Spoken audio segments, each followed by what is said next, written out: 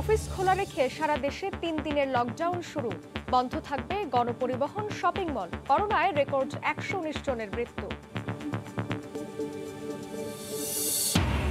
প্রতিদিনের ব্যবহারের সামগ্রী কখনো প্রাণঘাতী। অসতর্কতায় শ্বাসনালীতে আটকে ভয়াবহ যন্ত্রণার শিকার বহু শিশু।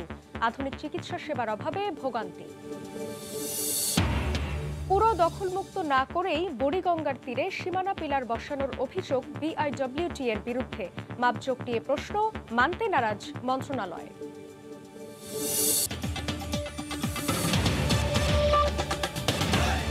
সরকারি বেসরকারি সব অফিস খোলা রেখে শুরু হলো ৩ দিনের লকডাউন। বন্ধ থাকবে সব গণপরিবহন ও শপিং মল। গতকাল বিকেলে এ বিষয়ে প্রজ্ঞাপন জারি করেছে মন্ত্রিপরিষদ বিভাগ। ১ জুলাই থেকে কার্যকর হবে কঠোর লকডাউন। সরকারি ঘোষণা অনুযায়ী আগামী ১৬ জুলাই পর্যন্ত সীমিত পরিসরে বিধিনিষেধ কার্যকর আছে। তবে হঠাৎ করে বেড়ে গেছে সংক্রমণ। সীমান্ত এলাকা ছেড়ে সংক্রমণ হু হু করে বাড়ছে সারা দেশেই।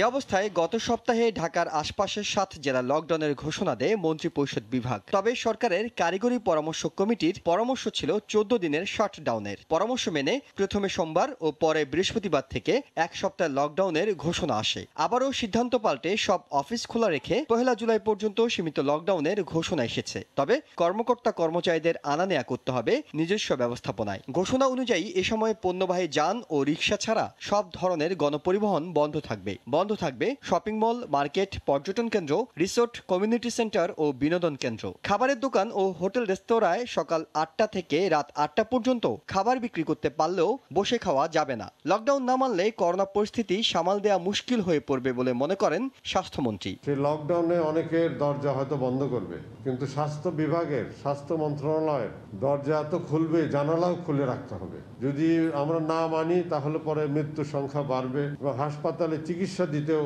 মুশকিল হবে। মডার্না টিকা ২৫ লক্ষ আমরা পাচ্ছি, সেটা অল্প দিনেই চলে আসবে। এই বিষয়ে আমাদের পক্ষ থেকে যে সিদ্ধান্ত দেওয়ার বিষয় ছিল সেটা আমরা দিয়ে দিয়েছি। আগামী মাসেও আমরা আশা করি যে চুক্তি করেছি চায়নার সাথে, হয়তোবা আমরা টিকা পেতে থাকবো। তো আগে যেমন টিকা একদমই আমাদেরকে বন্ধ রাখতে হয়েছিল, ইনশাল্লাহ আগামীতে হয়তো আর বন্ধ রাখতে হবে না। সীমিত এই লকডাউন শেষে ১ জুলাই থেকে ১ সপ্তাহের জন্য আসবে কঠোর লকডাউন। ইহসান জুয়েল, সময় সংবাদ, ঢাকা। দেশে করোনায় একদিনে রেকর্ড ১১৯ জন মারা গেছেন। খুলনা বিভাগে সবচেয়ে বেশি ৩২ জন মারা গেছেন। শহর ছাড়িয়ে গ্রামগঞ্জে দীর্ঘ হচ্ছে আক্রান্ত ও মৃত্যুর তালিকা। শেষ মুহূর্তে শারীরিক অবস্থার অবনতি হলেই আক্রান্তরা ছুটছেন হাসপাতালে। রিপোর্টার ও জেলা প্রতিনিধিদের পাঠানো তথ্য ও ছবিতে রিপোর্ট। কোনো লকডাউনেই লাগাম টানা যাচ্ছে না করোনা ভাইরাসের সংক্রমণ। হাসপাতালগুলোতে কিছুক্ষণ পরপরই আসছে রোগী। বেশিরভাগই অক্সিজেন সাপোর্ট নিয়ে ভর্তি হচ্ছেন। আবার আইসিইউতে সিট না পেয়ে আশঙ্কাজনক অবস্থায় রোগীকে নিয়েই হাসপাতাল ছাড়ছেন স্বজনরা। গ্রামে এখন পরিস্থিতি চরমের দিকে গেলেও লোকজনের মধ্যে নেই সচেতনতার বালাই। জ্বর, সর্দি, কাশি নিয়ে গ্রাম্য ডাক্তারের চিকিৎসায় অবাধে চলাফেরা করছেন। তার মধ্যে বাস বাঁধিয়ে দেওয়া, কিন্তু ভিতরে যে চার দোকানগুলো এগুলো তো সবগুলো খোলা। লকডাউন ভ্যান, ইজি বাইকের লকডাউন, আর তো সবাই চলে। বেকার করতে আর করা লাগে না, আমরা যাই না। আল্লাহর রহমতে আমরা সুস্থ হয়ে যাই। গত ১৫ দিনের ব্যবধানেই দেশে ১,০০০-এর বেশি করোনা রোগীর মৃত্যু হয়েছে। আর কয়েকদিনেই শনাক্তের হার ঠেকেছে ২২%। খুলনা বিভাগে ২৪ ঘন্টায় ৩২ জন মারা গেছেন, যা বিভাগ ভিত্তিক সূচকে সর্বোচ্চ। এখানে পর্যাপ্ত পরিমাণ অক্সিজেন নাই। যখন অক্সিজেন আসে তখন লাইন পড়ে যায়। ৫ মিনিটে রোগী প্যানিক হয়ে যাচ্ছে। এ বাদে আমাদের আসলে এখানে অক্সিজেনের কোনো ঘাটতি নেই বা অন্য কোনো ধরনের কোনো মিসম্যানেজমেন্ট নেই। রাজশাহী অঞ্চলে করোনার মৃত্যুর মিছিল থামছে না। গত ২৪ ঘন্টায় বিভাগটিতে ২২ জন মারা গেছেন। ২০টার উপরে আইসি নাই, আমরা বিশুদ্ধবার থাকা সিরিয়াল দিয়ে এখনো পাইনি। যতই কন্ডিশন খারাপ হোক না কেন রোগীর আইসিইউ পাওয়া সম্ভব নয়। চুয়াডাঙ্গায় ২৪ ঘন্টায় করোনায় ও উপসর্গে ৯ জন মারা গেছেন। আর সাতক্ষীরায় সংক্রমণের ঊর্ধ্বগতি কোনোভাবেই ঠেকানো যাচ্ছে না। একদিনে মারা গেছেন ৮ জন। উচ্চ ঝুঁকিতে থাকা যশোরে ২৪ ঘন্টায় ৮ জনের মৃত্যু হয়েছে। যখন তাদের অবস্থা খারাপ হয়ে যাচ্ছে তখন হাসপাতালে আসছে এবং অনেকেই পরীক্ষা নিরীক্ষা করতেও অনীহা প্রকাশ করছে। বিভাগ ভিত্তিক হিসাবে মোট মৃত্যুর অবস্থানে ঢাকার পরই চট্টগ্রাম। ২৪ ঘন্টায় অঞ্চলটিতে ২২ জন মারা গেছেন। লাবিব হাসান, সময় সংবাদ। সারা দেশে যখন করোনার সংক্রমণ জেলা ভেদে ৩৫ থেকে ৪০ ভাগে পৌঁছেছে, তখন পার্বত্য জেলা রাঙামাটিতে সংক্রমণের হার 7%। জনগণের সচেতনতার পাশাপাশি প্রশাসনিক তৎপরতায় সংক্রমণের লাগাম টেনে ধরা সম্ভব হচ্ছে বলে মনে করেন সংশ্লিষ্টরা। রাঙামাটি প্রতিনিধি হেফাজত সবুজের তথ্য ও চিত্রে রিপোর্ট। ৬,১১৬ বর্গ কিলোমিটারের রাঙামাটি দেশের বৃহত্তম জেলা। তবে সবশেষের শুমারি অনুযায়ী লোকসংখ্যা মাত্র ৬ লাখ। শুধু তাই নয়, কোভিড সংক্রমণ প্রতিরোধে শীর্ষ জেলার একটি।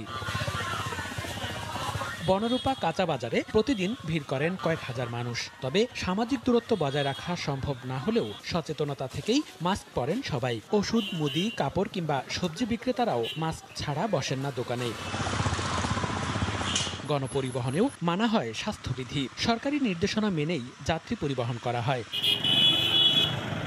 জনসাধারণের পাশাপাশি প্রশাসনও প্রতিদিন সকাল বিকাল মোবাইল কোর্ট পরিচালনা করছে। শুধু মোবাইল কোর্টই নয়, আক্রান্ত ব্যক্তির বাড়ি চিহ্নিত করে টাঙিয়ে দেওয়া হয় লাল পতাকা। প্রশাসনের কঠোর নজরদারি, দ্বিতীয় যেটি সামাজিক রাজনৈতিক বিভিন্ন সংগঠনের সচেতনতা সৃষ্টির লক্ষ্যে কাজ করে যাওয়া। আমাকে নিজে রক্ষা করতে হবে, এই জন্য আমি মাস্ক পরি। মানুষের স্বাস্থ্য সচেতনতা ও সঠিক আইসোলেশনে এই সফলতা দাবি সিভিল সার্জনের। যারা রোগী আছে তাদেরকে আমরা হোম আইসোলেশনে রাখছি, পাশাপাশি তাদের সংস্পর্শে যারা আসছে, কন্ট্যাক্টে আসছে, তাদেরকে আমরা হোম কোয়ারেন্টাইনে রাখছি। জনগণের পাশাপাশি প্রশাসনের তৎপরতায় সংক্রমণের হার নিয়ন্ত্রণে বলে দাবি জেলা প্রশাসকের। রাঙামাটির জনসাধারণ তারা নিজেরা সচেতন বলেই আজকে আমরা সম্ভব হয়েছে আমাদের পক্ষে এই সংক্রমণটাকে নিয়ন্ত্রণে রাখা। স্বাস্থ্য বিভাগের তথ্য মতে বর্তমানে হাসপাতালে 4 জন আর হোম কোয়ারেন্টাইনে রয়েছেন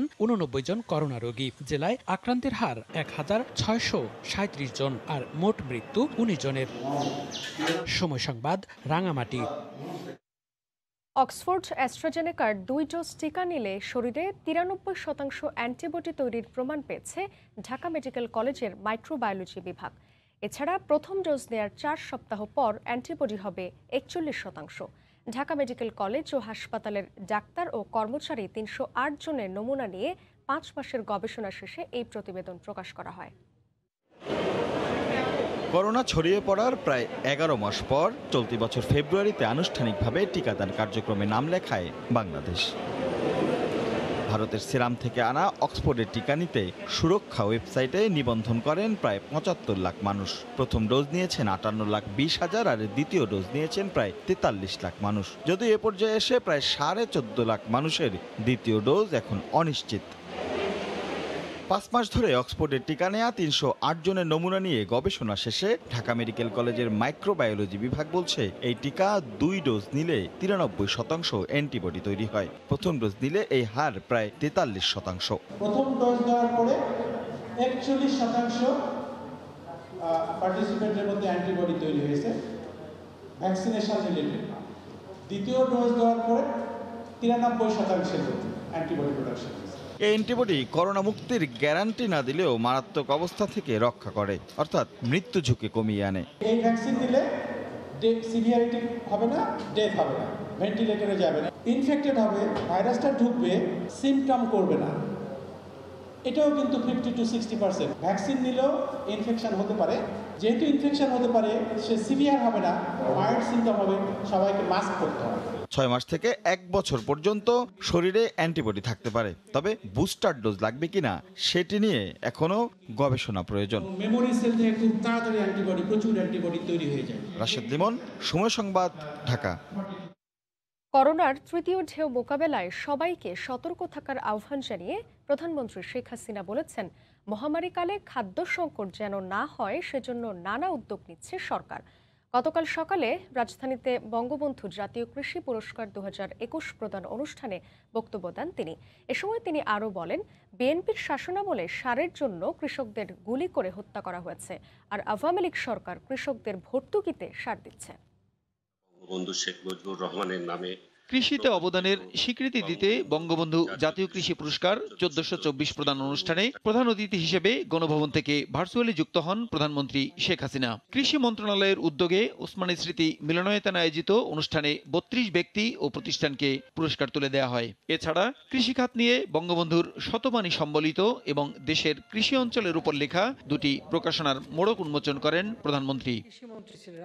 এ সময় কৃষিখাতের উন্নয়নে জাতির জনকের উদ্যোগ এবং বর্তমান সরকারের চলমান উন্নয়ন কর্মকাণ্ড তুলে ধরেন সরকার প্রধান। কৃষি উপকরণ যাতে কৃষকের কাছে সহজলভ্য হয় তার ব্যবস্থাটা জাতির পিতা করে দিয়েছিলেন। 91 সালে বিএনপি যখন সরকারে আসে কৃষকরা সারের জন্য আন্দোলন করেছিল।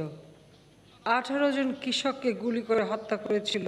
কৃষক সার পায়নি, পেয়েছিল গুলি। করোনা মহামারীতে বিশ্বব্যাপী অর্থনৈতিক স্থবিরতায় বাংলাদেশেও নানা সংকট দেখা দিয়েছে জানিয়ে প্রধানমন্ত্রী বলেন, খাদ্য নিরাপত্তা সহ নানা সমস্যা মোকাবিলায় উদ্যোগ নিচ্ছে সরকার।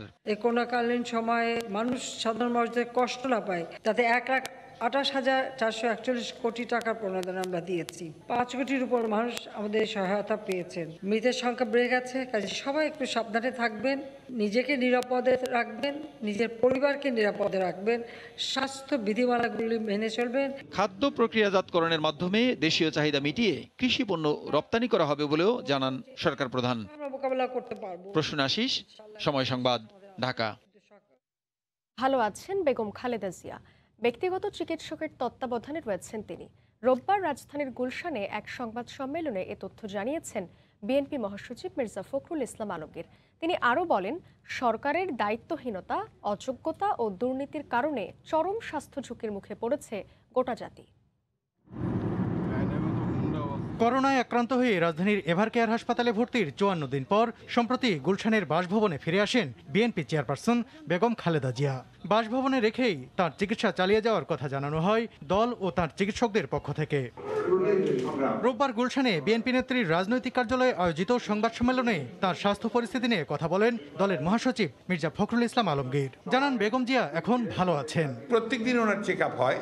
আপনার একটা টিম অফ ডক্টরস আছে যারা রাত্রে, বেশ রাত্রে গিয়ে, বিশেষ করে আপনার সিদ্দিকী সাহেব এবং জাহিদ সাহেব, তারা দুজনই প্রত্যেক রাতেই যান। আর মাঝে এক সপ্তাহে একদিন করে আপনার এখন গোটা টিম তাকে দেখবেন আর কি। She is better, feeling better.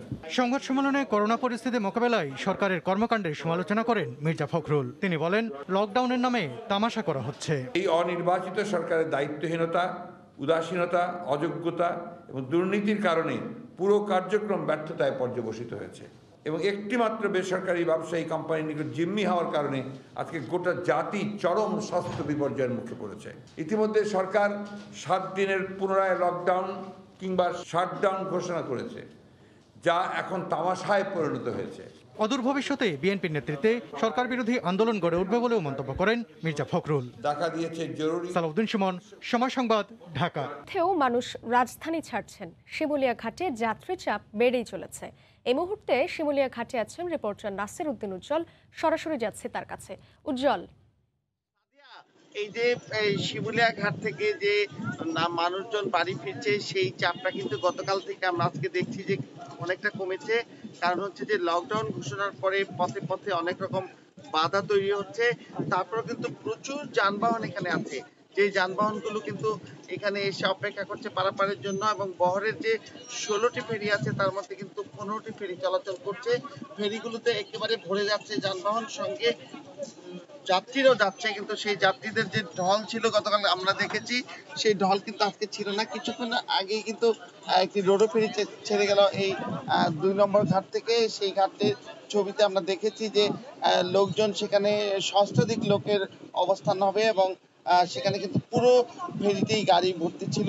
এবং 3 নম্বর ঘাটে যে আরেকটি ফেরি যানবাহন উঠাচ্ছে, সেখানেও কিন্তু আমরা দেখছি যে সেই যানবাহনের পাশাপাশি যাত্রী আছে, তবে গতকালের মতো কিন্তু সেই ঢলটা আমরা দেখছি না। এবং এই যে করোনা সংক্রমণ ঝুঁকি, এই ঝুঁকির মধ্যেই কিন্তু এই লকডাউন ঘোষণা এবং সকল যানবাহন চলাচল বন্ধ ঘোষণার পরেও কিন্তু আমরা দেখছি এই যে শিমুলিয়া বন্দর, সেই বন্দরে পুরো মাঠ জুড়ে কিন্তু গাড়িতে একেবারে ভরা, সেই গাড়িগুলো পারাপারে অপেক্ষায় রয়েছে। এখানকার বিএডব্লিউটিসি বলছেন তারা এই 15টি ফেরি দিয়ে চেষ্টা করছেন পারাপারের। তবে গাড়ির চাপ গতকালের চাইতে আজকে বেশি, কিন্তু যাত্রীর চাপ আজকে কম। এবং আমরা দেখেছি যে পথ দিয়ে আসছিলাম সেখানে কিন্তু এই ঢাকা মাওয়া যে সুপার এক্সপ্রেসওয়ে সেখানে পুলিশি অবস্থান রয়েছে, তারা যাত্রী বা যানবাহন ফেরানোর চেষ্টা করছেন। কিন্তু এরপরেও কিভাবে এত যানবাহন এখানে প্রবেশ করেছে সেই সম্পর্কে তারা বলছিলেন যে হয়তো মধ্যরাতে এই যানবাহনগুলো এখানে ঢুকে পড়েছে। এবং এর বাইরে কিন্তু আমরা দেখেছি যে এখানকার যে পরিবেশ সেখানে কিন্তু যে যানবাহনগুলো রয়েছে সেই যাত্রীরা কিন্তু আসছেন যে ফেরিতে করে যাত্রীরা পারাপার হবার জন্য অপেক্ষা করছেন। কিন্তু এই ঘাটে কিন্তু যাত্রী সেবার মানটা খুবই কম, এই কারণে যে বিশাল এই বন্দর, কিন্তু সেই বন্দরে কিন্তু পর্যাপ্ত টয়লেট ব্যবস্থা নেই, খাবার পানির সুব্যবস্থা নেই এবং যাত্রীর ছাউনি নেই। এবং যে যাত্রী ছাউনিটি রয়েছে সেটি কিন্তু আমরা দেখছি যে এখানকার পুলিশের দখলে এবং এখানকার বিআইডব্লিউটি এর যে তাদের শ্রমিক সংগঠন আছে তাদের দখলে। কিন্তু যাত্রীদের যে বসবার জায়গা সেটি না থাকবার কারণে কিন্তু এখানকার যাত্রীরা ক্ষোভ প্রকাশ করেছেন। এবং এইখানে যে যানবাহনগুলো রয়েছে সেগুলো কিন্তু সরাসরি বিআইডব্লিউ টিসি তারা টোল গ্রহণ করে এবং তাদের যে ফেরির পল্টনের সঙ্গেই যে তাদের টোল ঘর আছে সেখান থেকে কিন্তু সংগ্রহ করা হয়ে থাকে। কিন্তু যেসব যাত্রীরা যাচ্ছেন এই যাত্রীদের জন্য কিন্তু নতুন একটি সিস্টেম চালু করেছেন তারা, যে বিআইডব্লিউটি এর মাধ্যমে একটি ইজারাদার নিয়োগ দেওয়া হয়েছে। সেই ইজারাদার কিন্তু জনপ্রতি 25 টাকা করে আদায় করছেন। এবং এইটা নিয়ে কিন্তু যাত্রীদের মধ্যে প্রায় বর্ষা হচ্ছে যে ফেরিতে এত কষ্ট করে তারা দাঁড়িয়ে যাচ্ছেন, কিন্তু সেখানে তাদের যে 25 টাকা করে আদায় করা হচ্ছে, যাত্রী সেবার মান বলতে কিছু নেই। এই বিষয়ে কিন্তু অনেক ক্ষোভ রয়েছে। আপনারা লক্ষ্য করছেন ফেরি কুমিল্লা কিন্তু ঘাটের কাছে আসছে এবং পাশাপাশি কিন্তু শাহপরান নামের আরেকটি যে ফেরি, যেটি রোরো ফেরি, সেই ফেরিটিও কিন্তু ঘাটে আসছে। আমরা যেই ঘাটে দাঁড়িয়েছি 2 নম্বর ঘাটে ফেরি শাহপরান নোঙ্গর করার জন্য ঘুরিয়েছে, আর ফেরি কুমিল্লা কিন্তু 1 নম্বর ঘাটের দিকে যাচ্ছে। তো এখানকার যে পরিবেশটি কথা আমি বলছিলাম যে এই যে বিশাল এলাকা, প্রতিদিন যে বিআইডব্লিউটি এর যে এখানে বন্দর কর্তৃপক্ষ আছে তাদের হিসাব অনুযায়ী প্রতিদিন কিন্তু প্রায় 1.5 লক্ষ লোকের যাতায়াত এখানে স্বাভাবিক সময়ে। আর এই লকডাউনকে কেন্দ্র করে যে লাখো মানুষের ঢল, সেই ঢলগুলো সামলানোর জন্য এখানে যে ব্যবস্থা সেই ব্যবস্থাগুলো কিন্তু এখানে যথাযথ নেই, যার কারণে কিন্তু যাত্রী ভোগান্তি রয়েছে। আর এখানকার যদি করোনা পরিস্থিতির কথা আপনাকে জানাই যে কেন 24 ঘন্টা কিন্তু মুন্সিগঞ্জে একজন করোনায় মৃত্যুবরণ করেছেন এবং এখানে কিন্তু যে করোনা সংক্রমণ সেই সংখ্যাটি 6000 ছুঁই করছে। এই করোনা সংক্রমণ ঝুঁকির মধ্যে কিন্তু এখানে এরকম গায়ের উপরে গা লাগিয়ে যে যাত্রীরা পারাপার হচ্ছে। এবং এই জেলায় আপনারা জানেন যে মুন্সিগঞ্জ, মাদারীপুর সহ এই 7টি জেলায় গেল 22 জুন ভোর 6টা থেকে কিন্তু লকডাউন কার্যকর রয়েছে। সেগুলো উপেক্ষা করে কিন্তু মানুষের এরকম বিচরণ এবং যানবাহনের এরকম বিচরণ চলছে। এই লকডাউন কিন্তু এখানে মূলত কার্যকর ছিল না। তো এই মুন্সিগঞ্জের যে শিমুলিয়া ঘাট, এই ঘাটের যে পরিস্থিতি এবং অপর প্রান্ত যে মাদারীপুরের বাংলাবাজার ঘাট, সেইখানকার পরিস্থিতি কিন্তু প্রায় একই রকম। তো এই ছিল এই ফেরিঘাটের সর্বশেষ। সাদিয়া। ঘরমুখ মানুষের খবর জানাতে শিমুলিয়া ঘাট থেকে যুক্ত ছিলেন রিপোর্টার নাসির উদ্দিন উজ্জ্বল। সাতক্ষীরার শ্যামনগরে টেকসই বেড়ি বাঁধ নির্মাণের দাবিতে মানববন্ধন করেছেন ঘূর্ণিঝড় ইয়াসে ক্ষতিগ্রস্ত গ্রামবাসীরা। রোববার দুপুরে উপজেলার গাপুরা ইউনিয়নে ত্রাণ নয় টেকসই বেড়ি বাঁধ চাই ব্যানারে মানববন্ধন করেন স্থানীয়রা। বক্তারা বলেন, যে কোনো দুর্যোগে পুরো এলাকা প্লাবিত হয়ে যায়। বেড়ি বাঁধের দাবিতে দীর্ঘদিনের আন্দোলন সংগ্রামেও কোনো ফল না পাওয়ায় হতাশা প্রকাশ করেন গ্রামবাসী। এ সময় দুর্নীতির সঙ্গে জড়িত পানি উন্নয়ন বোর্ডের কর্মকর্তাদের শাস্তির দাবি জানান তারা। গেল বছরও বানের তোড়ে লণ্ডভণ্ড হয় গ্রামের পর গ্রাম। বন্যায় বাড়িঘর, ফসল সহ টাকার অঙ্কে ক্ষতির পরিমাণ ছাড়িয়ে যায় 144 কোটি। নদ নদীতে পানি বাড়ায় আবারও আতঙ্কে গাইবান্ধার চর দ্বীপচরের মানুষ। সংশ্লিষ্টরা বলছেন, বন্যার ক্ষয়ক্ষতি কমাতে প্রয়োজন আগাম প্রস্তুতি। শিক্ষা প্রতিষ্ঠান সহ কিছু সরকারি আশ্রয় কেন্দ্র প্রস্তুত বলে দাবি প্রশাসনের। আতাউল হক সাগরের ক্যামেরায় হেদায়েতুল ইসলাম বাবুর রিপোর্ট। বর্ষায় যৌবন পেয়ে সর্বনাশা রূপে ব্রহ্মপুত্র ঢেউয়ের তোড়ে ভেঙে নিচ্ছে গরিব চাষির লাঙ্গলের জমি। হাত কয়েক মাটি সরে গেলে থাকবে না চর কাবিলপুরের শিক্ষার প্রদীপ প্রাথমিক বিদ্যালয়টিও। ঘর ছাড়া হতে হবে অসংখ্য পরিবারকে। পানি বাড়লে বানের প্রথম আঘাতটা যেখানে, সেখানে বন্যার চোখ রাঙ্গানি ঠেকানোর পথটাও অজানা অসহায় মানুষগুলোর। প্রতি বছরই তো মনে করেন এইভাবে এমনি এক জায়গায় উঠে যেখানে উঁচা পাই সেই জায়গায় উঠি। এবছর তো ওই পরিস্থিতি, বন্যাতে আবার আসতেছি। পূর্বে কোনো প্রস্তুতি না থাকার কারণে ওই হঠাৎ করে পানি ঢুকে যায়, যাওয়ার পরে আমরা কোথায় যাব? গেল বছর প্রবল বন্যা কেড়ে নেয় 2 শিশুর প্রাণ। ফসলের ক্ষেত, ঘরবাড়ি, রাস্তাঘাট ও গবাদি পশু সহ 144 কোটি 24 লাখ টাকার ক্ষতি হয়। সচেতন মহল বলছে, বন্যার মতো প্রাকৃতিক দুর্যোগ আঘাত হানার আগেই কেবল আগাম প্রস্তুতি নিতে পারলে চর দ্বীপচরের মানুষের জান মাল দুটোই রক্ষা করা সম্ভব। শিক্ষা প্রতিষ্ঠান সহ কিছু সরকারি আশ্রয় কেন্দ্র প্রস্তুত আছে, জানালেন জেলার সবচেয়ে বেশি বন্যা ঝুঁকিপূর্ণ উপজেলা ফুলছড়ির শীর্ষ কর্মকর্তা। আমাদের বেশ কিছু আশ্রয়ন প্রকল্প আছে, কিন্তু যেগুলো আমরা ওই সময়টাতে বিশেষ করে গবাদি পশু এবং ধান চালের সাইলে হিসেবে ইউজ করি। আমরা এই বছরও এরকম চিন্তা ভাবনা করবো। গাইবান্ধা সদর সহ 4 উপজেলায় তিস্তা ও যমুনা ব্রহ্মপুত্রের বুকে 165টি চর দ্বীপচরে 5 লক্ষাধিক মানুষের জন্য 46টি সরকারি আশ্রয় কেন্দ্র প্রয়োজনের তুলনায় একেবারে অপ্রতুল বলছেন সংশ্লিষ্টরা। হেদায়েতুল ইসলাম বাবু, সময় সংবাদ, গাইবান্ধা। গাইবান্ধা জেলা হাসপাতালে আইসিইউ সুবিধা চালুর দাবিতে মানববন্ধন করেছে স্থানীয় সামাজিক সংগঠন। গতকাল দুপুরে শহরের ডিবি রোডে মানববন্ধনে বক্তারা দাবি করেন, আইসিইউর অভাবে জেলা হাসপাতালে প্রতিনিয়ত রোগী মারা যাচ্ছে। দ্রুত উন্নত চিকিৎসা সেবা নিশ্চিত করার দাবি জানান তারা। একই সময় শহরের 4 লেন প্রকল্পে অনিয়ম দুর্নীতি বন্ধে কর্তৃপক্ষের হস্তক্ষেপ আহ্বান করেন বক্তারা।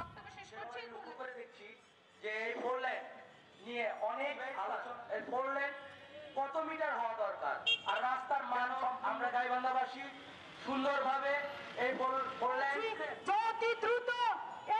মজুরি বাড়ানো সহ 5 দফা দাবিতে মানববন্ধন ও প্রতিবাদ কর্মসূচি পালন করেছে সিলেটের চা শ্রমিকরা।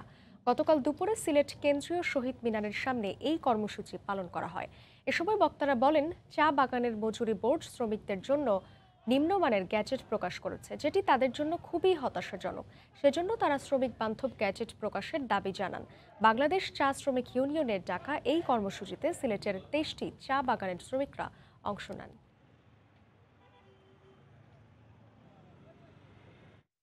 ঝিনাইদহে লকডাউনের কারণে কর্মহীন হয়ে পড়া 600 ইজি বাইক চালককে খাদ্য সামগ্রী ও অর্থ সহায়তা দিয়েছে জেলা প্রশাসন। গতকাল দুপুরে বীরশ্রেষ্ঠ হামিদুর রহমান স্টেডিয়ামে চাল ও নগদ টাকা বিতরণ করেন জেলা প্রশাসক মুজিবুর রহমান। তিনি জানান, জেলায় গত 22 জুন থেকে লকডাউন চলছে। এতে কর্মহীন হয়ে পড়েছেন বিভিন্ন পরিবহনের শ্রমিকরা। সহায়তা পেয়ে সন্তুষ্টি প্রকাশ করেছেন ইজি বাইক চালকরা।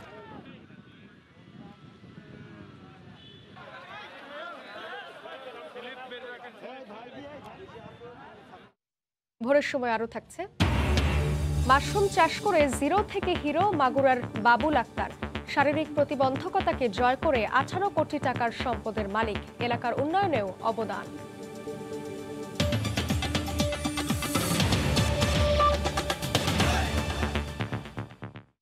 করোনার মধ্যে কোরবানির পশু পরিবহনে সড়ক পথের পাশাপাশি বিকল্প হিসেবে রেলপথেরও ব্যবস্থা থাকবে বলে জানিয়েছে মৎস্য ও প্রাণী সম্পদ মন্ত্রণালয়। এক্ষেত্রে যে কোনো সমস্যা হলে সমাধানেরও আশ্বাস দিয়েছেন মন্ত্রী সমর রেজাউল করিম। আসন্ন ঈদুল আজহার প্রস্তুতি নিয়ে রোববার এক আন্তঃমন্ত্রণালয় সভা হয়। পরে অপর এক অনুষ্ঠানে ক্ষতিগ্রস্ত খামারিদের দ্বিতীয় পর্যায়ের নগদ আর্থিক সহায়তা কার্যক্রমের উদ্বোধন করেন প্রাণী সম্পদ মন্ত্রী। আসন্ন ঈদুল আজহায় কোরবানির জন্য দেশজুড়ে ছোট বড় খামারে রয়েছে 1,19 লাখ গবাদি পশু। এসব পশু ঈদের আগেই বিক্রির জন্য নিয়ে আসা হবে দেশের বিভিন্ন প্রান্তে কোরবানির পশুর হাটে। কিন্তু যোগাযোগ ব্যবস্থা ছাড়াও চাঁদাবাজি সহ নিরাপত্তাজনিত নানা সমস্যায় সাধারণত ক্ষতিগ্রস্ত হন খামারি ও ব্যবসায়ীরা। অবস্থার পরিপ্রেক্ষিতে চলতি বছরও কোরবানির পশু পরিবহনে সড়ক পথের পাশাপাশি বিকল্প হিসেবে রেলপথ ব্যবহারের সুযোগ থাকবে। রোববার রাজধানীর খামারবাড়িতে প্রাণী সম্পদ অধিদপ্তরের সম্মেলন কক্ষে আসন্ন ঈদুল আজহার প্রস্তুতিমূলক আন্তঃমন্ত্রণালয় সভায় একথা জানানো হয়। এছাড়া দেশে পর্যাপ্ত যোগান থাকায় বাহির থেকে কোনো পশু আসবে না বলেও জানানো হয়। কোথা থেকে কি পরিমাণ গবাদি পশু কোথায় পরিবহন করা দরকার সেই অনুযায়ী তারা যদি শিডিউল তৈরি করে দেয় ব্যবসায়ীদের সাথে কথা বলে এবং খামারিদের সাথে, তো সেই অনুযায়ী রেলওয়ে বিভাগ রেলের ব্যবস্থা করবে। এই সময় বৈধ অথবা অবৈধ কোনো পথেই ঢুকবে না। সেই জন্য আমরা কাস্টমস হাউসকে এখানে অনুরোধ করেছিলাম, বিভাগীয় কমিশনার মহোদয় এখানে আছেন। কোরবানি পশু পরিবহন সহ যে কোনো সমস্যার সমাধানে মনিটরিং টিম থাকবে বলে জানান সভার প্রধান অতিথি প্রাণী সম্পদ মন্ত্রী। কোনোভাবেই যাতে পরিবহনে কোনো সমস্যা না হয়, যেটা ফেরিতে হোক বা রাস্তায় হোক, এই বিষয়টাকে আমরা কঠোরভাবে মনিটর করব, যাতে এই পশু পরিবহনের ক্ষেত্রে রাস্তায় চাঁদাবাজি অথবা ফেরিঘাটে আটকে থাকা বা অন্য কোনো উপায়ে সমস্যাগ্রস্ত যাতে না হন। পরে অপর এক অনুষ্ঠানে করোনায় ক্ষতিগ্রস্ত 1,69,000 খামারিকে দ্বিতীয় পর্যায়ে নগদ আর্থিক প্রণোদনা হিসেবে 216,86,00,000 টাকা প্রদান কার্যক্রমের উদ্বোধন করেন মন্ত্রী। কাজল আব্দুল্লাহ, সময় সংবাদ, ঢাকা। কোরবানি ঈদ সামনে রেখে ব্যাপক প্রস্তুতি নিয়েছেন ব্রাহ্মণবাড়িয়ার খামারিরা। মোটাতাজাকরণ থেকে শুরু করে বাজারজাতের ব্যবস্থায় এখন ব্যস্ত তারা। তবে সীমান্তবর্তী এই জেলায় ভারতীয় গরুর আমদানি ঠেকানো না গেলে আর্থিকভাবে ক্ষতিগ্রস্ত হবার আশঙ্কা করছেন তারা। সেই সঙ্গে রয়েছে করোনার ভারতীয় ভ্যারিয়েন্ট ছড়ানোর ঝুঁকিও। অবশ্য এ ব্যাপারে সচেতনতামূলক সব ধরনের ব্যবস্থা নেওয়ার আশ্বাস দিয়েছে জেলা প্রাণী সম্পদ অধিদপ্তর। ব্রাহ্মণবাড়িয়া থেকে আনিসুর রহমানের ছবি এবং উজ্জ্বল চক্রবর্তীর তথ্য নিয়ে রিপোর্ট। বাজারে স্বাস্থ্যসম্মত মোটাতাজা গরু সরবরাহের লক্ষ্য নিয়ে কাজ করছেন নাসিরুদ্দিন নামে ব্রাহ্মণবাড়িয়ার এক খামারি। তার খামারে শাহিওয়াল, ফাইটার, নেপালি ঘির, রাজস্থানী, ওয়েস্টার ফ্রিজিয়ান সহ বিভিন্ন জাতের অন্তত 250 শতাধিক গবাদি পশু আছে। এর মধ্যে 128টি গরু আর মহিষ কোরবানির জন্য বাজারজাতকরণের প্রস্তুতি নিচ্ছেন তিনি। প্রত্যাশা করছেন বাজারে ভারতীয় গরুর আধিক্য না থাকলে কয়েক কোটি টাকা আয় হবে তার। আমার 125টা গরু যদি আমি বিক্রি করতে পারি, আশা করা যায় প্রায় 4 কোটির মতো আসবে। সরকারের কাছে আকুল আবেদন থাকবে আমার, আপনাদের মাধ্যমে আমার একটাই, যে ইন্ডিয়ান গরুটা যে এই বছর বন্ধ রাখা হয়। তার মতো এলাকার আরো অনেক খামারই ঈদ সামনে রেখে ব্যস্ত এখন প্রাকৃতিক উপায়ে গরু মোটাতাজাকরণে। গবাদি পশুর খাবার হিসেবে কাঁচা ঘাসের পাশাপাশি খোল, ভুসি ও খড় জাতীয় বিভিন্ন উপকরণ ব্যবহার করছেন তারা। ন্যাচারাল পদ্ধতিতে আগে যে ঘাস খড় খাওয়ায় গরু বড় লালন পালন করতো, এখন আমরা ওই পদ্ধতিটাই ইউজ করতেছি। কুরবানিতে একটা ভালো দাম পাবো বা বাজারটা ভালো হবে। তো ভারতীয় গরু না আসলে ইনশাল্লাহ লাভবান হবো আমরা। এদিকে হাটে ভারতীয় গরুর প্রবেশ ঠেকাতে নানা পদক্ষেপ নেওয়ার কথা জানিয়েছেন জেলা প্রাণী সম্পদ কর্মকর্তা। স্থানীয় আমাদের উপজেলা প্রাণী সম্পদ বিভাগ এবং প্রশাসনকে এবং বিজিবিকেও বিষয়টা নিয়ে সতর্ক করেছি। মাংসের যে বর্তমানে উৎপাদন, তাতে কিন্তু আমরা জাতীয় পর্যায়ে আমরা উদ্ধৃত আছি। চলতি বছর ব্রাহ্মণবাড়িয়ায় কোরবানির জন্য 1,28,727টি গরু লালন পালন করছেন অন্তত 12,000 খামারি। সময় সংবাদ, ব্রাহ্মণবাড়িয়া। শারীরিক প্রতিবন্ধকতাকে জয় করে মাগুরার বাবুল আক্তার সফলতার দৃষ্টান্ত স্থাপন করে জিরো থেকে এখন হিরো। মাশরুম চাষ করে 14 বছরে 1 কোটি 2 কোটি নয় 18 কোটি টাকার সম্পদের মালিক। শুধু নিজের নয়, এলাকার মানুষেরও উন্নয়ন ঘটিয়ে জেলায় গ্রামটিকে পরিচিত করেছেন মাশরুম ভিলেজ হিসেবে। তার প্রতিষ্ঠানে বিভিন্ন জেলায় 5 শতাধিক মানুষের কর্মসংস্থান করেছেন। কাজের স্বীকৃতি হিসেবে প্রধানমন্ত্রীর কাছ থেকে পেয়েছেন সম্মাননা। মাগুরার প্রতিনিধি বিশ্বজিৎ বাপির পাঠানো তথ্য ও ছবি নিয়ে রিপোর্ট। দরিদ্রতার কষাঘাতে জর্জরিত পরিবারটিতে প্রতিবন্ধী হয়ে জন্ম নেন বাবুল আক্তার। কোনো মতে প্রাইমারির গণ্ডি পার করে আর পড়ালেখা করতে পারেননি। তার সচ্ছলতার গল্পটা শুরু হয় 2007 সালে। কৃষি অধিদপ্তর ও যুব উন্নয়ন থেকে প্রশিক্ষণ নিয়ে 500 টাকা ও 100টি বীজ নিয়ে বাড়িতেই ছোট একটি কুঁড়ে ঘর করে শুরু করেন মাশরুম চাষ। 14 বছর অক্লান্ত পরিশ্রমে এখন 3 একর জায়গার উপর প্রায় 17 কোটি টাকা খরচ করে নিজ গ্রামে গড়ে তুলেছেন ড্রিম মাশরুম সেন্টার নামে নিজস্ব প্রতিষ্ঠান। আমি যশোর হর্টিকালচার সেন্টার থেকে 3 দিন ব্যাপী মাশরুম চাষ প্রশিক্ষণ নিয়ে মাশরুম চাষ শুরু করে। প্রশিক্ষণকালীন সময় আমাকে 100টা বীজ দেওয়া হয়েছিল। সেই বীজটা নিয়ে মূলত আমার যাত্রা শুরু হয়। বাবুল আক্তারের পরিকল্পনা বিশ্বে বাণিজ্যিকভাবে মাশরুম রপ্তানি। ইন্ডিয়াতে রপ্তানি করতেছি 8 টন মাশরুম। আমরা অল্প দিনের ভিতরে একটা ইউরোপ মার্কেটের একটা জায়গা দখল করতে যাচ্ছি। প্রোডাকশনের যে এর দাম পড়ে প্রায় 70,000 থেকে 1 লক্ষ টাকা পর্যন্ত এর 1 কেজি পড়ে। বাবুল আক্তার হত দরিদ্র গ্রামের মানুষকে নিয়েও স্বপ্ন দেখে এলাকারও উন্নয়ন করেছেন। 400 থেকে 500 কেজি মাশরুম শুকনা উৎপাদন করি। এইটা আমি 5 লাখ টাকা বছরে বিক্রি করি। এই গ্রামের নাম এখন মাশরুম পল্লী হিসেবে পরিচিতি হয়েছে। আমার মতো অনেক প্রতিবন্ধীরা এখানে চাকরি করছে। গ্যানোডার্মাল মাশরুমটা আছে, এটা সম্পূর্ণ একটা মেডিসিন এবং এটা হার্ট এবং ক্যান্সারের খুবই একটা কার্যকরী ঔষধ। মাশরুম চাষে দেশের অর্থনৈতিক উন্নয়নের পাশাপাশি তাদেরকে সার্বিক সহযোগিতার কথা জানালেন জেলা কৃষি কর্মকর্তা। প্রত্যেকের বাড়িতে যে মাশরুম চাষ করছে সেই মাশরুম বাবুল আক্তার একটা নির্দিষ্ট দামে কিনে এগুলো সারা দেশে অথবা বাইরে এক্সপোর্ট করছে। সেরা উদ্যোক্তা হিসেবে 2018 সালে জাতীয় যুব পদক ও বঙ্গবন্ধু জাতীয় কৃষি সম্মাননা পদক পেয়েছেন। সময় সংবাদ, মাগুরা। মানিকগঞ্জের আরিচার মৎস্য আড়তে পদ্মা যমুনা সহ মুক্ত জলাশয়ের দেশীয় মাছের সরবরাহ বেড়েছে। পাওয়া যাচ্ছে নানা দেশীয় মাছ। এই মুহূর্তে আরিচা মৎস্য আড়তে আছেন সহকর্মী মোহাম্মদ ইউসুফ আলী। বিস্তারিত জানতে সরাসরি যাচ্ছি তার কাছে। ইউসুফ,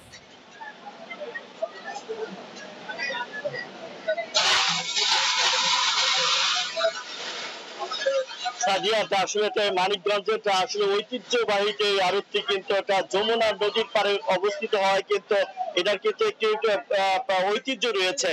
সেই ক্ষেত্রে কিন্তু এটা আচ্ছা আমি দেখেছি ফজরের আজানের পর থেকে কিন্তু এখানে একটু বেচা কেনা শুরু হয়েছিল এবং এখন কিন্তু আসলে বেচা কেনা শেষ করতে হয়। যারা দূর দূরান্ত থেকে আসলে পাইকার এসেছিল তারা কিন্তু এখান থেকে আসলে মাছ ক্রয় করে তারা চলে গিয়েছে।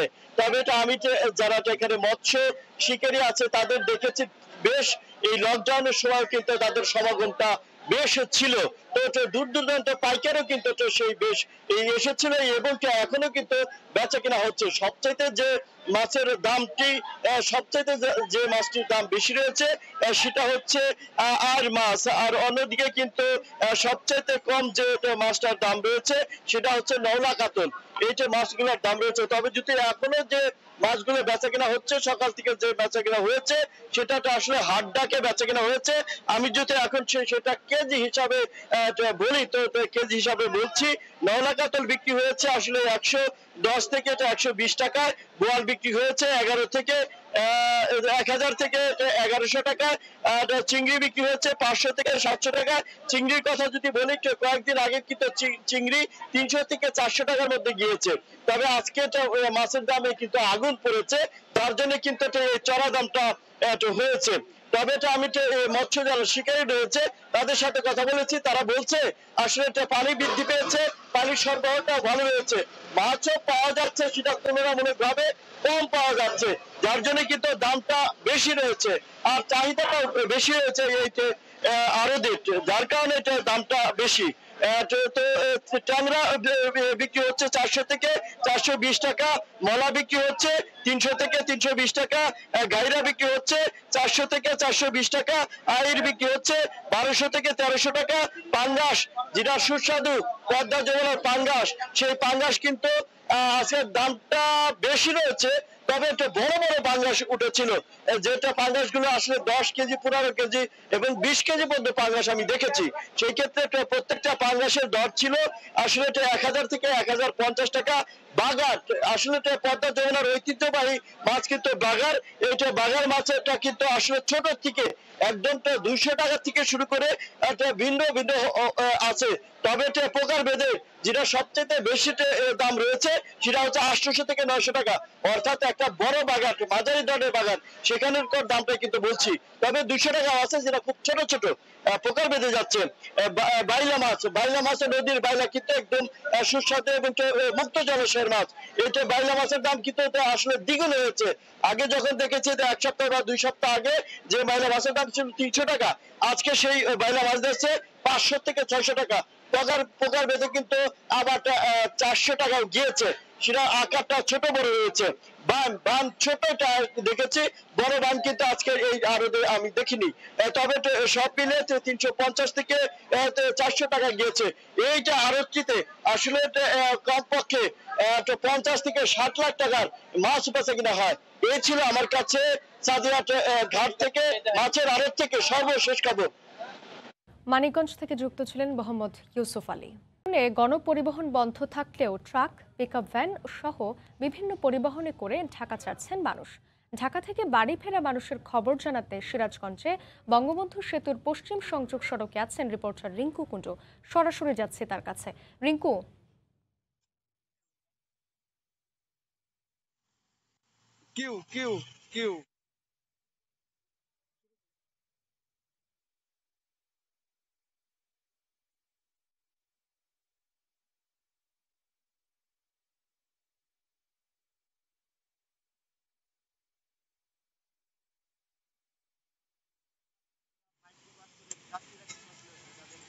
ঢাকা থেকে উত্তরবঙ্গগামী যে সকল যাত্রী আছে তারা কিন্তু বাড়ি ফিরছে। আমরা এই মুহূর্তে আছি বঙ্গবন্ধু পশ্চিম সংযোগ মহাসড়কের পর্যায়ের উপর। আমরা সকাল দেখছি যে এই যে ট্রাক এবং মালবাহী ট্রাক, পিকআপ বা আমরা প্রাইভেট কার বা মাইক্রো যেটি করি না কেন,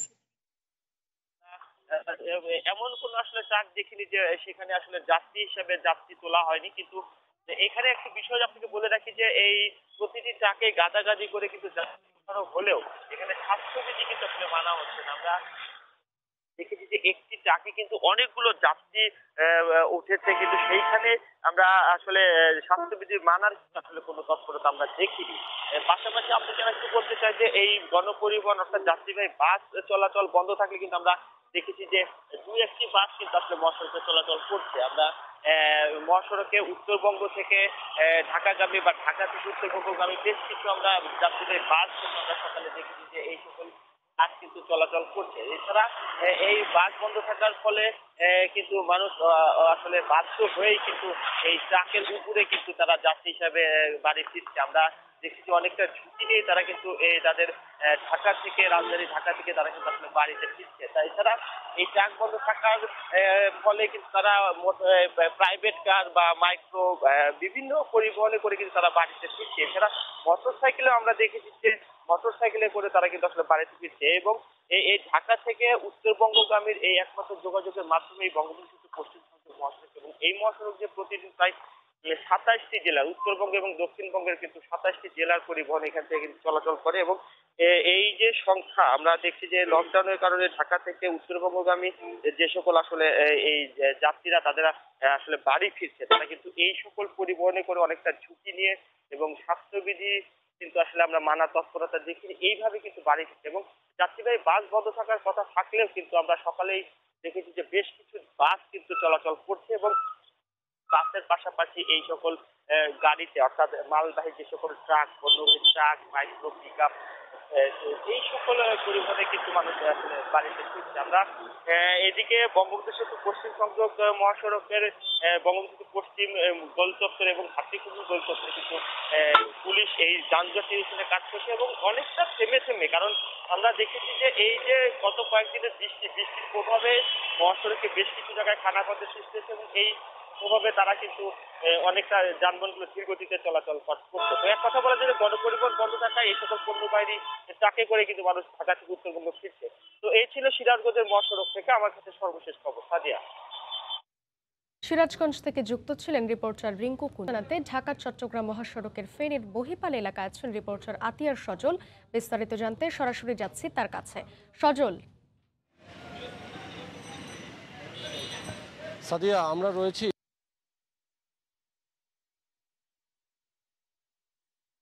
ফেনী থেকে চট্টগ্রামমুখী কিছু পরিবহন সেই সীমিত আকার লকডাউনে কিন্তু গণপরিবহন যদিও চলাচলের নিষেধাজ্ঞা রয়েছে, তবে আমরা যেটা দেখেছি যে ফেনী থেকে চট্টগ্রামমুখী কিছু পরিবহন ছেড়ে যাচ্ছে এবং সেই সাথে যে গণপরিবহন আটকালেও আমরা দেখতে পাচ্ছি যে ব্যক্তিগত যে গাড়িগুলো রয়েছে প্রাইভেট কার এবং বিভিন্ন মাইক্রোবাস সেগুলোতে করে কিন্তু পরিবহনে মানুষ চলাচল করছে এবং কিছু সিএনজি চলাচল করছে ফেনীর মহিপাল থেকে বিভিন্ন রুটে। বিশেষ করে মহিপাল থেকে ঢাকামুখী যে পরিবহনগুলো রয়েছে বিভিন্ন অ্যাম্বুলেন্সে করে আমরা দেখেছি যে যাত্রী পরিবহন করছে এবং সেই ক্ষেত্রে কিন্তু যে ভাড়ার ক্ষেত্রে যদি আপনাকে বলি যে ভাড়ার ক্ষেত্রে আমরা যখন দেখি যে এখানে রয়েছে তারা কিন্তু ভাড়া নিচ্ছেন বাসে যেখানে 270 টাকা করে ভাড়া, সেখানে কোনো ক্ষেত্রে 800 থেকে 1000 টাকা করে তারা প্রতিজন নিচ্ছে। সেই ক্ষেত্রে আবার আরেকটা বিষয় হচ্ছে যে উদ্দেশ্যে গণপরিবহন বন্ধ করা হয়েছে যাতে করে সামাজিক দূরত্ব বজায় থাকে, মানুষজন এক জায়গা থেকে অন্য জায়গা চলাচল করতে না পারে। কিন্তু এখানে যেটা দেখছি যে ব্যক্তিগত পরিবহনগুলোকে যখন গণপরিবহন বানিয়ে বিভিন্নভাবে যাত্রী টানছে, তখন কিন্তু একটি গাড়ির যদি 5 জন বা 10 জন বসার কথা থাকলো, সেখানে কিন্তু তার আরও বেশি 5-7 জন করে, যে সিটে 5 জন সেখানে কিন্তু 8 জন করে নিচ্ছে, এবং যেখানে 10 জন সেখানে কিন্তু 15 জন করেও নিচ্ছে কোনো মাইক্রোতে। এবং এতে করে কিন্তু অনেকেই বলছে যে গণপরিবহন বন্ধ করে যেখানে প্রতি 2 সিটের বিপরীতে একজন যাত্রী বহন করত, সেখানে কিন্তু এসব ব্যক্তিগত পরিবহন যখন গণপরিবহনে যখন রূপান্তর হয়, তখন দেখছি যে অনেকটা গাদাগাদি করে এবং বাড়তি ভাড়া দিয়ে কিন্তু লোকজন যাওয়া আসা করছে। তবে এই যাতায়াত যদি বন্ধ করতে না পারে, তাহলে গণপরিবহন বন্ধ যে উদ্দেশ্য বা করোনা ভাইরাসের সংক্রমণ রোধে যে সুপারিশ করা হচ্ছে স্বাস্থ্যবিধি মানার ক্ষেত্রে, সেটা উপকৃত হচ্ছে। আবার আপনাকে যদি বলে দেখতে পাবেন, অনেকেই কিন্তু এখনও, যদিও ফেনীতে আমরা জেলা সিভিল সার্জন সূত্রে জানতে পেরেছি গত পরশুকারের যে টেস্ট হয়েছে সেখানে কিন্তু 67 জন পজিটিভ করোনা ধরা পড়েছে, এবং গতকালকেও কিন্তু গত 24 ঘন্টার যে ফলাফল সেখানে জেলা স্বাস্থ্য বিভাগ জানিয়েছেন 17 জন তাদের করোনা পজিটিভ শনাক্ত হয়েছে, এবং জেলার যে সিভিল সার্জন অফিস থেকে এসব তথ্য আমাদেরকে জানিয়েছেন। এবং আপনাকে যদি বলে, জেলা যে সদর হাসপাতাল রয়েছে 250 শয্যা বিশিষ্ট আধুনিক জেলা সদর হাসপাতাল, সেখানকার যে তত্ত্বাবধায়ক রয়েছে আবুল খায়ের মিয়াজি ডাক্তার, তিনি যেটা জানিয়েছেন, এখন পর্যন্ত সেই জেলা সদর হাসপাতালে কিন্তু 30টি আইসোলেশন বেডের বিপরীতে কিন্তু আজকে 83 জন ভর্তি রয়েছে, যার মধ্যে কিন্তু 20 জন শনাক্ত কোভিড-19-এর, এবং বাকি যারা রয়েছেন কিন্তু উপসর্গ নিয়ে ভর্তি হয়েছেন, যাদের বেশিরভাগেরই কিন্তু অক্সিজেন লাগছে, হাই ফ্লো অক্সিজেন লাগছে। এবং এখানকার স্বাস্থ্য বিভাগ এবং জেলা প্রশাসন, পুলিশ প্রশাসন, তারা যেটা বলছেন যে আজকে থেকে তারা মাঠে কিন্তু কিছুটা কঠোর হবেন, যাতে করে মানুষ স্বাস্থ্যবিধি মানে এবং যে সকল নিয়মকানুন, বাধ্যবাধকতার যে নিয়মকানুন রয়েছে সেগুলো যেন জনসাধারণ এগুলো পালন করে, সেই বিষয়ে কিন্তু তারা আজ থেকে মাঠে কাজ করবেন। আর আপনাকে যদি বলি যে ফেনীর মহিপালে যে এই গাড়ির সারি দেখছেন, সেই সারি কিন্তু যখন বেলা বাড়বে ঠিক তত এখানে যাত্রীর চাপও বাড়বে, এবং পরিবহনের যে ব্যক্তিগত যে মাইক্রো এবং অনেক ক্ষেত্রে অ্যাম্বুলেন্স এবং বিভিন্ন প্রাইভেট কার, এগুলো গণপরিবহনে রূপান্তরিত কিন্তু আপনারা দেখতে পাচ্ছেন যে এসবের দীর্ঘ সারি লাইনও বাড়বে। এবং সেই ক্ষেত্রে এসব যারা রয়েছেন, যারা অন্যান্য জনসাধারণ যারা রয়েছেন, সাধারণ মানুষ যেটা মনে করছেন যে গণপরিবহন চালু থাকলে যেখানে 2টি সিটের বিপরীতে একজন যেতে পারে, এখন এসব ব্যক্তিগত পরিবহন যখন গণপরিবহন হয়ে যায়, তখন কিন্তু অনেকটা গাদাগাদি করে বাড়তি ভাড়ায় কিন্তু লোকজন ঠিকই যাচ্ছে। এবং আপনারা দেখতে পাচ্ছেন যে সেই যাওয়ার ক্ষেত্রে কেউ কিন্তু ক্ষুব্ধতাও প্রকাশ করছে, অনেকটা প্রশাসনের নাকের ডগায় কিন্তু এসব পরিবহন চলাচল করলেও কিন্তু এখানে অনেকটা নীরব ভূমিকা পালন করে। এবং এখানে একটি সিন্ডিকেট তৈরি হয়েছে মহিফালে। গত যে লকডাউন হয়েছিল এর আগে, সেখানে কিন্তু আমরা দেখেছি যে এইভাবে এখান থেকে পরিবহন হয়েছে খুব দেদারসে, হরহামেশায়। কিন্তু এসব যদি আটকানো না যায়, তাহলে গণপরিবহন বন্ধের যে উদ্দেশ্য সেটি সফল হবে না। আর আপনাদেরকে দেখছেন যে ফেনী থেকে চট্টগ্রামমুখী যে স্ট্যান্ডটি রয়েছে, সেখানে আমরা একটু দূর থেকে দেখানোর চেষ্টা করব। ওখানে কিন্তু এখনও গণপরিবহনের যে দীর্ঘ সারি রয়েছে, ওখান থেকে কিন্তু এখনও চট্টগ্রামমুখী বাস আমরা ছেড়ে যেতে দেখেছি, এবং পরিবহনে আমরা দেখেছি এখনও কিন্তু কাউন্টারগুলো থেকে যাত্রী উঠছে। সেই চট্টগ্রামমুখী পরিবহন এখনও কিন্তু দীর্ঘ সারি রয়েছে, সেখানে লাইন সকাল থেকে আমরা দেখতে পেরেছি। এবং আপনাকে যদি বলি, সেই সকাল থেকে যে যাত্রী পরিবহন চলছে, এটাকে যদি আটকানো না যায়, তাহলে গণপরিবহন বন্ধের যে উদ্দেশ্য, যে সংক্রমণ, যে করোনার যে সংক্রমণ রোধে যে বিভিন্ন পদক্ষেপ, সেটা বেঁচতে যাবে এবং মানুষের স্বাস্থ্য ঝুঁকির মধ্যে পড়বে। সেই ক্ষেত্রে আপনাকে যদি বলি, আমরা কথা বলেছিলাম ফেনীর জেলা প্রশাসকের সাথে, তিনি যেটা জানিয়েছেন যে যে সকল নির্দেশনা রয়েছে সে সকল নির্দেশনা বাস্তবায়নে তারা কিছুটা কঠোর হবেন, এবং প্রয়োজনে তারা ভ্রাম্যমাণ আদালত চালাবেন, এবং এখান থেকে যত ধরনের রয়েছে তারা কিন্তু সব ধরনের ব্যবস্থা গ্রহণ করবেন। জেলা পুলিশ থেকে বলা হচ্ছে আজ থেকে তারা পুলিশের মোতায়েন শহরে বাড়াবেন, এবং মোড়ে মোড়ে তারা তল্লাশি চালাবেন, যাতে করে গণপরিবহন না চলতে পারে, এবং কোনো ধরনের যারা স্বাস্থ্যবিধি না মানবে তার বিরুদ্ধে ব্যবস্থা নেওয়ার জন্য তারা কাজ করবে। এই ছিল আমার কাছে এখানকার সবশেষ। সাদিয়া। ফেনীর মহিপাল এলাকা থেকে যুক্ত ছিলেন রিপোর্টার আতিয়ার সজল। গোসল করতে নেমে ডুবে যাওয়া বন্ধুকে উদ্ধার করতে গিয়ে নিখোঁজ হলেন ইশরার হাসনাইন আবরার নামে এক স্কুল ছাত্র। গতকাল সকালে সৈকতের কবিতা চত্বর পয়েন্ট থেকে নিখোঁজ হয় ওই শিক্ষার্থী। ফায়ার সার্ভিস জানায় 3 বন্ধু সহ গোসল করতে নামলে একজন স্রোতে ভেসে যায়। এ সময় ইশরার তাকে উদ্ধার করতে নেমে পানিতে তলিয়ে যায়। লাইফগার্ডের কর্মীরা একজনকে উদ্ধার করতে পারলেও ইশরার এখনও নিখোঁজ। তাকে উদ্ধারের চেষ্টা চলছে বলে জানায় ফায়ার সার্ভিস। ইশরার কক্সবাজার সরকারি উচ্চ বিদ্যালয়ের 10ম শ্রেণীর ছাত্র।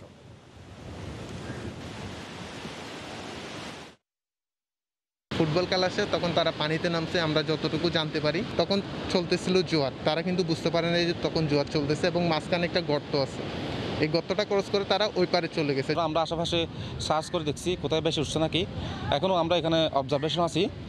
পরবর্তী আমরা কোস্ট গার্ড বা নেভি সহযোগিতা নিয়ে যে সুযোগ থাকে তাহলে আমরা ডুবি নামানোর চিন্তা ভাবনা করতেছি।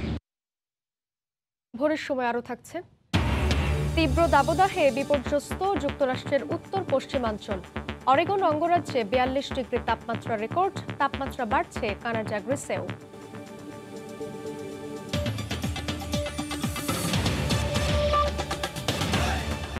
ফ্রান্সের 2 ধাপের আঞ্চলিক নির্বাচনের দ্বিতীয় ধাপ শেষ হয়েছে। দ্বিতীয় ধাপের এবারের ভোটে রেকর্ড সংখ্যক ভোটারের অনুপস্থিতি লক্ষ্য করা গেছে। স্থানীয় সময় বিকেল 5টা পর্যন্ত ভোটার অনুপস্থিতির হার ছিল 66% বেশি। প্রথমবারের মতো আঞ্চলিক এই নির্বাচনে অংশগ্রহণ করছেন একজন বাংলাদেশি। বিস্তারিত লুৎফুর রহমান বাবুর রিপোর্টে। ফ্রান্সের রিজিয়ন বা আঞ্চলিক নির্বাচনের দ্বিতীয় ধাপও সম্পন্ন হয়েছে। গত 20 জুন এই নির্বাচনের প্রথম ধাপ সম্পন্ন হয়। ফ্রান্সের স্থানীয় সরকার ব্যবস্থাপনার গুরুত্বপূর্ণ অংশ হচ্ছে এই রিজিয়ন বা আঞ্চলিক নির্বাচন। প্রথম ধাপের মতো এই ধাপেও দেশটির প্রেসিডেন্ট ইমানুয়েল ম্যাক্রন, প্রধানমন্ত্রী জন কাস্তেক্স সহ গুরুত্বপূর্ণ মন্ত্রী এমপিরা নিজ নিজ এলাকায় তাদের ভোটাধিকার প্রয়োগ করেছেন। প্রথমবারের মতো একজন বাংলাদেশি 2 ধাপের এই আঞ্চলিক নির্বাচনে অংশগ্রহণ করছেন, আর তিনি বলেছেন তার এই অংশগ্রহণ অন্যান্যদের জন্য উৎসাহব্যঞ্জক হবে। 2 ধাপের নির্বাচনে আমরা যেটা দেখতে পাচ্ছি, আজকে বৃষ্টি ছিল কিন্তু তার পরবর্তীতে অনেক ভোটার এসেছে এবং আমাদের যে প্রার্থী আছে তারা অনেক ভালোভাবেই ভোট দিতে পেরেছে। এবং আমি যেহেতু প্রথম বাংলাদেশি যে কিনা 2টাই নির্বাচনেই প্রার্থী ছিলাম, তো আশা করছি আমাকে দেখে অনেকে উৎসাহিত হবে এবং ভবিষ্যতে আমরা এর থেকে যে ইলেকশন আছে, এমপি ইলেকশন বলেন বা বিভিন্ন ইলেকশন বলেন, সেখানে আরও পার্টিসিপেন্ট বেশি হবে। নির্দিষ্ট করে কোনো সংখ্যা জানা না থাকলেও ধারণা করা হয় দেশটিতে বসবাসরত প্রবাসী বাংলাদেশিদের মধ্যে 4 থেকে 5 হাজার বাংলাদেশি দেশটির জাতীয়তা গ্রহণ করেছেন। তবে নির্বাচনগুলিতে তাদের উপস্থিতি খুব কমই দেখা যায়। আর তাই স্থানীয় বাংলাদেশি ভোটাররা আহ্বান জানিয়ে বলেছেন ভোট কেন্দ্রগুলিতে যেন বাংলাদেশের উপস্থিতি আরও বাড়ে। সরকারের বিভিন্ন রাজনৈতিক ক্ষেত্রে এরা অনেক প্রভাবিত হচ্ছে, অনেক অংশগ্রহণ করতেছে, সেটা আমাদের জন্য খুবই আনন্দের বিষয়। সেই ক্ষেত্রে আরও বেশি ভবিষ্যতে যেন বাঙালিরা আরও উচ্চ পর্যায়ের রাজনীতিতে যেন অংশগ্রহণ করতে পারে, সেক্ষেত্রে বিরাট একটা ভূমিকা রাখবে বাঙালিরা। যখন আমরা দেখি যখন এই ভোট আসে বা ফ্রান্সে কোনো ইলেকশন আসে, তখন এই বাংলাদেশিদের ভোট কেন্দ্রে যাওয়ার উৎসাহটা খুবই কম দেখা যায়। তো আমি আপনার বাংলাদেশি ভাই বোনদের কাছে অনুরোধ করব, আপনারা যারা নাগরিকত্ব পেয়েছেন আপনারা অবশ্যই ভোট কেন্দ্রে যাবেন। ফ্রান্সের প্রেসিডেন্ট নির্বাচন পদ্ধতির মতো এই আঞ্চলিক নির্বাচনও 2 ধাপেই হয়ে থাকে। আর এবারের আঞ্চলিক নির্বাচনে ফ্রান্সের প্রায় সবকটি রাজনৈতিক দলই অংশগ্রহণ করেছে বলে জানা গেছে। শুধু আঞ্চলিক নির্বাচন নয়, ভবিষ্যতে এদেশের জাতীয় নির্বাচনগুলিতেও বাংলাদেশিরা অংশগ্রহণ করবেন এমন প্রত্যাশা জানিয়েছেন দেশটিতে বসবাসরত প্রবাসী বাংলাদেশিরা। মোহাম্মদ লুৎফুর বাবু, সময় সংবাদ, প্যারিস। তীব্র দাবদাহে বিপর্যস্ত যুক্তরাষ্ট্রের উত্তর পশ্চিমাঞ্চল। ওই অঞ্চলের বাসিন্দারা এবছর সর্বোচ্চ তাপমাত্রার সাক্ষী হতে পারেন বলে সতর্ক করেছে মার্কিন আবহাওয়া বিভাগ। শনিবার অরেগন অঙ্গরাজ্যে 42 ডিগ্রি তাপমাত্রা রেকর্ড হয়েছে। তাপমাত্রা বাড়ছে কানাডাতেও। এদিকে ইউরোপের দেশ গ্রিসে তীব্র দাবদাহের কারণে ভিড় বাড়ছে সমুদ্র সৈকতগুলোতেও। দাবদাহ থেকে বাঁচতে উদ্বাস্তুদের মধ্যে প্রয়োজনীয় সামগ্রী সরবরাহ করছেন এক স্বেচ্ছাসেবক। তৈরি করা হয়েছে কুলিং সেন্টার। যুক্তরাষ্ট্রের অরেগন অঙ্গরাজ্যে এমন দৃশ্য এখন অহরহ। শুধু এই অরেগন নয়, দেশটির পশ্চিমাঞ্চলীয় সব অঙ্গরাজ্যেই বাড়ছে তাপমাত্রা। বিভিন্ন হ্রদ শুকিয়ে যাওয়ায় পানি ব্যবহারে বিধিনিষেধ আরোপ করেছে কর্তৃপক্ষ। যেভাবে তাপমাত্রা বাড়ছে তা আগে সব রেকর্ড অতিক্রম করবে বলে মনে করছে আবহাওয়া দপ্তর। এমনকি এবারের দাবদাহ দীর্ঘ সময় স্থায়ী হবে বলেও আশঙ্কা করা হচ্ছে। কানাডাতেও শুরু হয়েছে দাবদাহ।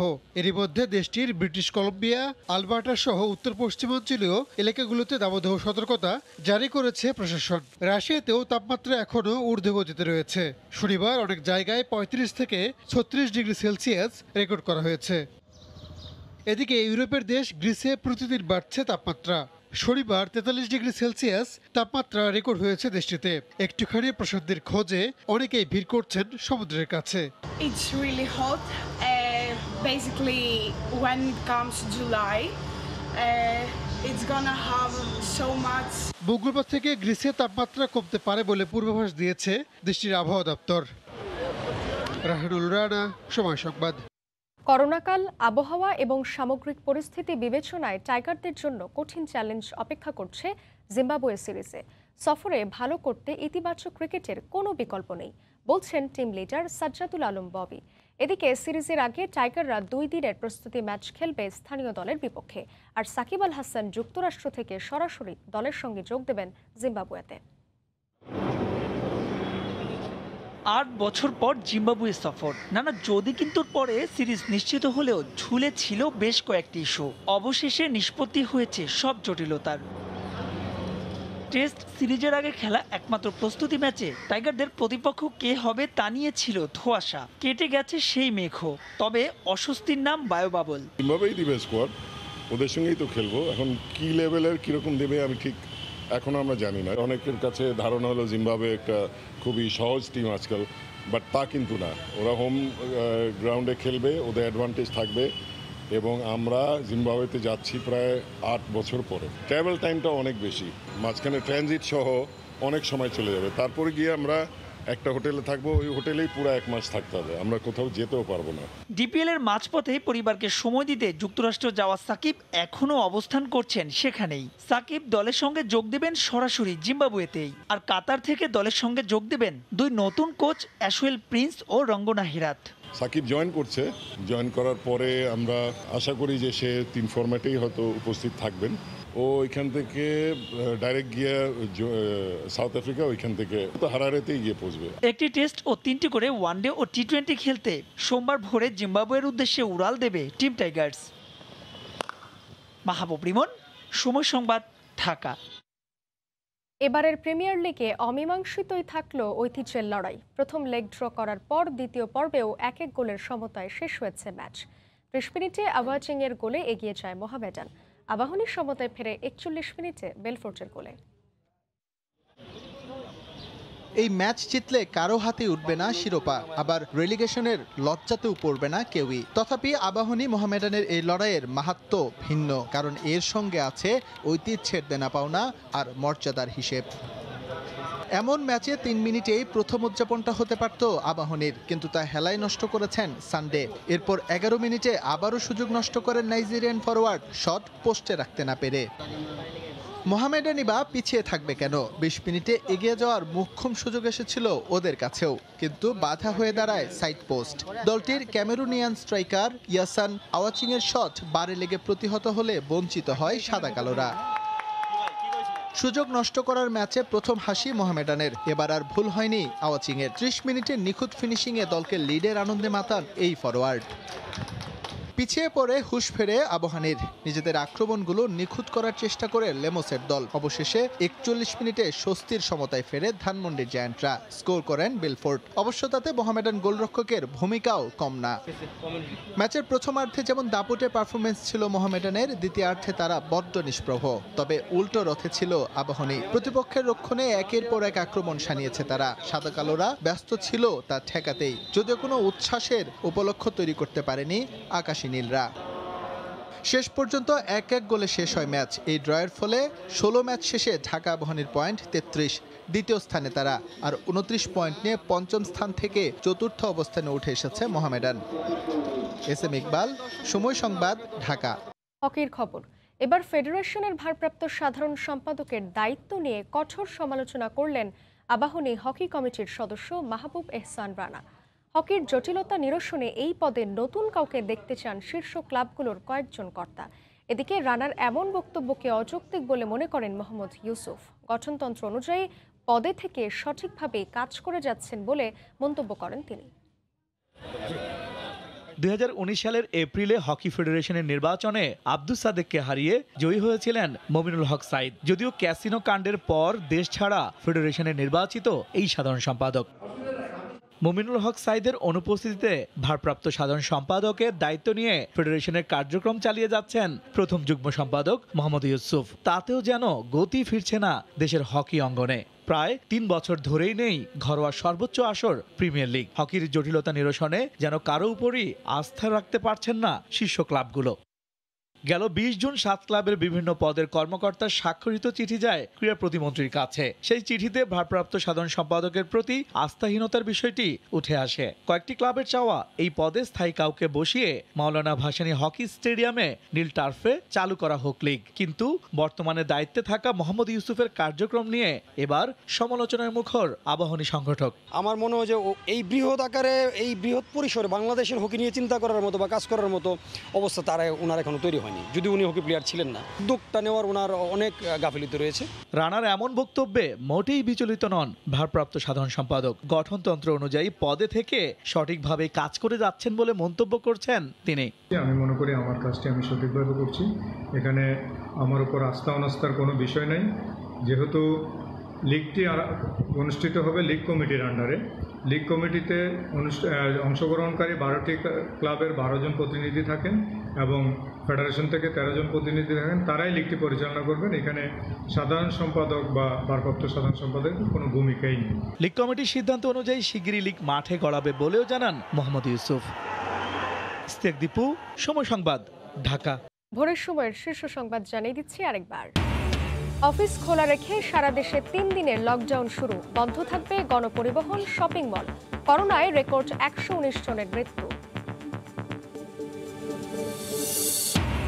প্রতিদিনের ব্যবহারের সামগ্রী কখনো প্রাণঘাতী। অসতর্কতায় শ্বাসনালীতে আটকে ভয়াবহ যন্ত্রণার শিকার বহু শিশু। আধুনিক চিকিৎসা সেবার অভাবে ভোগান্তি। পুরো দখলমুক্ত না করে বুড়িগঙ্গার তীরে সীমানা পিলার বসানোর অভিযোগ বিআইডব্লিউটি এর বিরুদ্ধে। মাপজোক নিয়ে প্রশ্ন, মানতে নারাজ মন্ত্রণালয়। এই ছিল ভোরের সময়, সঙ্গে থাকুন সময়ের।